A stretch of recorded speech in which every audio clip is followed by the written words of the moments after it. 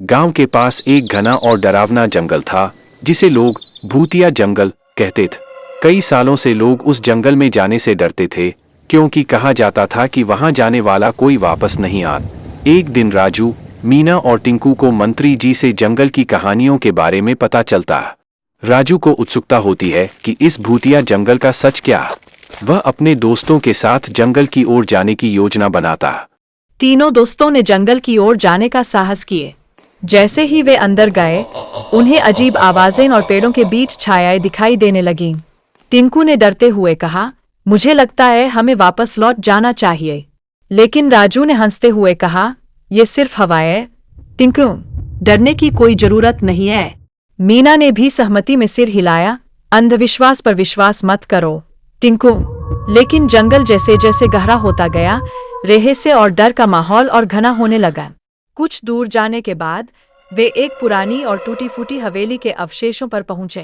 हवेली पूरी तरह से उजड़ी हुई थी, लेकिन उसके अंदर की चीजें अब भी सुरक्षित थीं। तीनों ने हवेली के अंदर जाने का निर्णय लिए।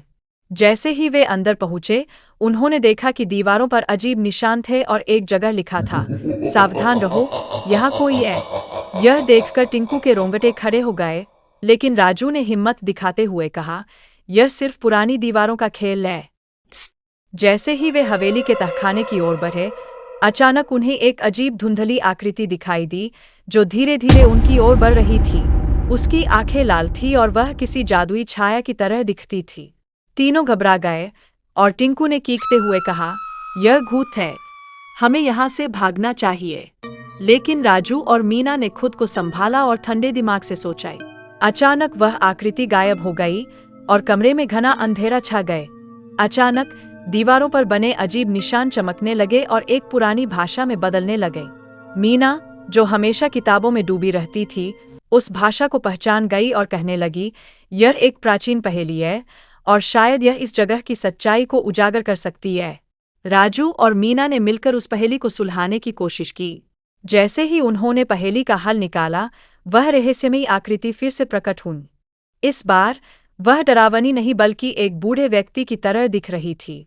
उसने कहा, मैं इस जंगल का रक्षक हूँ। यह जंगल कभी भूतिया नहीं था, लेकिन लोगों के डर। आकृति ने बताया कि यह जंगल प्राचीन समय से लोगों की रक्षा के लिए बना हुआ था, लेकिन समय के साथ लोगों ने इसे भूतिया मान लिए। राजू, मीना और टिंकू ने उस व्यक्ति से विदा ली और गांव लौट आए। उन्होंने गांव वालों को सारी सच्चाई बताई कि यह जंगल कोई भूतिया जगह नहीं बल्कि एक रहस्यमयी और प्राचीन धरोहर थी। अब गांव वाले उस जंगल से नहीं डरते थे और वे समझ चुके थे कि डर और अंधविश्वास उन्हें सच्चाई से दूर रखते हैं।